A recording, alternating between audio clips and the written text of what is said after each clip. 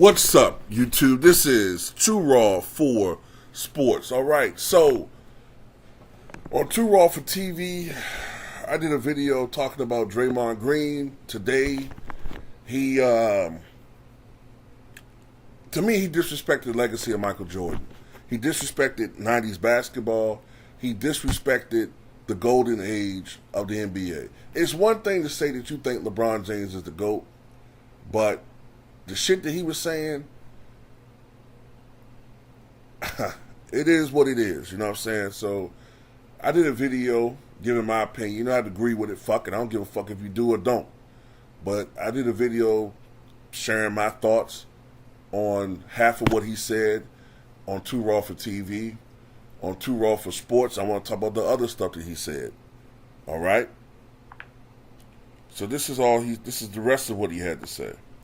You all want to be like Mike. This is Draymond Green. I'll put a link to this article in the pinned comment in the comment section below. He says, you all want to be like Mike, but what LeBron has been able to do and how he can control a game, like to do it this long, MJ retired. First of all, LeBron James can't even win games by himself anymore. That shit you talking about, how he can control the game and all of that. Nah, the best guy that I ever seen that can control the game actually is Isaiah Thomas. You punk motherfucker. And this is coming from a Bulls fan. But see, you guys like to put these dudes out there and say all this blanket shit. And it's not even true. There's no truth to it. There's no truth to it. Also, other players that can control the game even better than him are Jason Kidd. Okay? He did it briefly. His career didn't last as long. But Kevin Porter was another guy. So you guys just making shit up, man. You're making shit up. And like I said, the last couple of years, LeBron James has been hurting the team. There was a stat that showed last year that 91.5% of his points came when the Lakers were down 15 points or more. He was hurting the team the way he was playing. That's why partially, why Lakers only won 33 games last year. MJ retired. Okay, fine. His father gets murdered. He got burnt out from playing a lot of basketball in a span of a couple of years. You know, it's funny. Y'all hold it against him that he retired, but we supposed to understand why Kawhi Leonard can't play basketball. We supposed to understand why players always load managing today. And I'm gonna bring that point up a little bit in more detail in a minute. This shit is grueling. Going to the finals year after year after year. Bron went to 8 or 9 straight. MJ took a break right in the heat of that shit. No? First of all, you're looking at it from a perspective of hindsight, you big ogre. Michael Jordan was not driven by stats or numbers or accolades like you and some of these other motherfuckers were. The only people he was looking up to were Larry Bird and Magic Johnson. Those were his goalposts. He wanted to do something they hadn't done before. Michael would have retired after 92. He wasn't fueled by winning championships and putting up numbers. What made him play another year was the challenge of doing a three-peat, which is something that you haven't, or the Warriors have achieved. Since you like to call yourself the greatest team ever, even you guys haven't done that yet. Right? Michael Jordan did. LeBron James still hasn't done that. Bron didn't take a break. You know what he did? Actually, he did take a break. I remember he took a 2-week break from the Miami Heat to re-roid up. Oh, I'm sorry. I mean, to rest up. You know, even though he came back, he was like 15 pounds heavier, 20 pounds heavier, or whatever. Come on, man. LeBron went again, and again, and again, and again, and lost again and again and again. So for me, that's why it's Braun over MJ for me. And on top of that, the talent nowadays is way better. And I'm sure one of the old fucks are going to say, "You're out of your mind," blah, blah, blah. The talent is way better, just like the talent at Apple is way better than the talent that was working at Apple in 1991.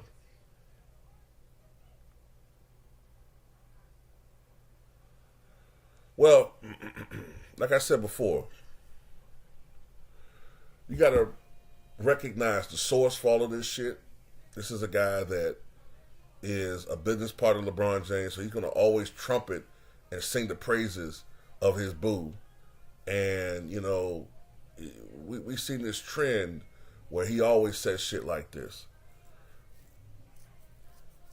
So you want to say, when people keep connecting this shit to technology, look, I said this before.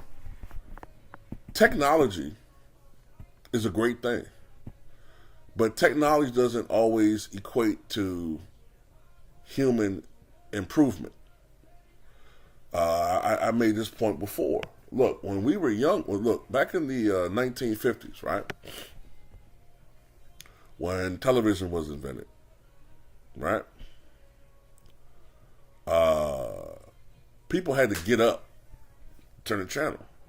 They had to get up, turn the channel.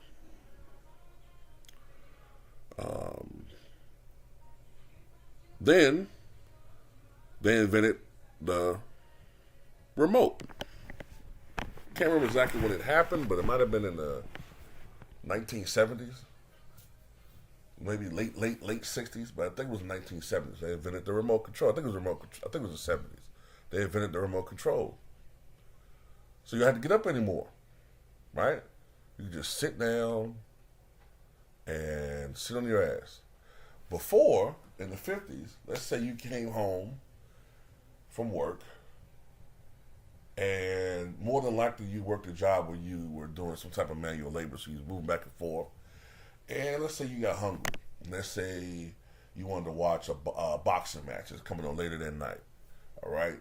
So let's say you don't have anything to eat that you like in the house. So guess what you do? You walk 6 blocks to the deli. You get yourself some nice deli meat. You get yourself some bread. You got some mustard. You know, you get yourself a couple of beers, and you walk back, and you know, say you got some little exercise, and then you fix yourself a sandwich. Blah blah blah blah. Then the fight comes on. You get up and you turn the TV on. You sit back down and you eat. But today, you ain't got to do nothing. You can sit in the same spot, DoorDash, they deliver it to you. Got a remote control for every fucking thing. So, yes, technology is better, but is it more enriching to people? Is it improving us? Or is it making us more dependent upon the technology? You know, someone made a point about this. Steroids are better. You know, that's something that's gotten better. So a lot of these so-called improvements, players being better than before, if you're talking about being able to shoot threes, if that's what you look at as far as being an improvement of the game, fine. But if these guys are so much better, why are they always complaining about playing 82 games? Why are they always complaining about back-to-backs? Why are they always complaining about this, that, and the other? Why are they always complaining about that? You keep talking about Draymond is grueling. Well, how the fuck you think it was for these dudes that played in the 1960s and 70s? They didn't have personal flights. How do you think it was back in the 60s and 70s? They had to play 82 games. They had to play just as many games. They played more minutes, actually. You guys, stars play what, 32, 33, 34 minutes a game? Back then, stars were playing 37, 38, 39, 40, 41 minutes a game. And I'm talking about the 60s and 70s when the pace was just as fast or faster. I'm not talking about the 90s when when the pace was slower, the more half court. I'm talking about in the fucking 60s and 70s, right? And for anybody to sit there and say that the talent is better today, that it doesn't even make sense. We watch basketball. Come on, man. You see some of these scrubs playing today. The low IQ basketball we see out there today. Didn't we see the fucking... How many times have we seen players run a fast break and there's a wide open path for a layup and these stupid motherfuckers stop and shoot a three? Anytime you see shit like that and you want to tell me that the players today are better, get out of my face, man. And it doesn't even make sense from a mathematical standpoint. You got 30 teams. You're talking about eventually expanding to 32 teams. Then they're talking about maybe in 10 years having a team in Mexico City. So you might have 33 teams. I don't know how it's going to work, but because usually you won't have an even number per conference. But let's say it's 32 teams in the next 5 years, right? That's just going to create more opportunities for players who aren't good enough to play in the NBA now to now be in the NBA. And they're going to keep selling you this fucking lie that these players are better today. Contrast that to, say, 1987, when there were 23 teams in the NBA. 23 teams, which means that there were players who were playing basketball who were just not good enough to be on NBA rosters back then. And I'm not saying it's just to shit on today's era, because look what happened to basketball in the late 1990s. It became watered down. Why? Partially because there were so many added franchises in a span of 8 years. In 1987-88 and 88-89, they added the Minnesota Timberwolves, they added the Miami Heat, they added the Charlotte Hornets, and they added the, what team am I missing off the top of my head? The Orlando Magic, Miami Heat, Timberwolves, yeah, the Orlando Magic, the Miami Heat, the Timberwolves, and the Charlotte Hornets, right? Then in 94-95, they added the Raptors, and they added the Grizzlies, who were in Vancouver at the time. So that's 6 franchises added in a span of about 8 years. You don't think that watered down the NBA, talent-wise? Yes, it did. Because we saw a decline in the late 90s in the level of play, because you had players who were playing who would not have been in the NBA, they'd have been in the old CBA.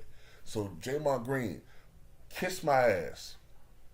You guys can say all you want to say about us being old. First of all, I'm not that fucking old. I'm only fucking 10 years older than you are. But at the end of the day, bruh, the NBA sucks. The NBA sucks. People I talk to, people that I interact with online, people I interact with in my own personal life, they all tell me the same thing generally. The NBA fucking sucks. The only people that seem to think the NBA is great are young people who don't know no fucking better. Michael Jordan is the fucking GOAT to many people's eyes. To me, I think it's Wilt Chamberlain. But, you know what I'm saying, to sit up there and make up shit and to disrespect eras, you're a disrespectful nigga anyway. So that's what people come accustomed to hearing from you. But, you know, it is what it is. Tell me what you guys think.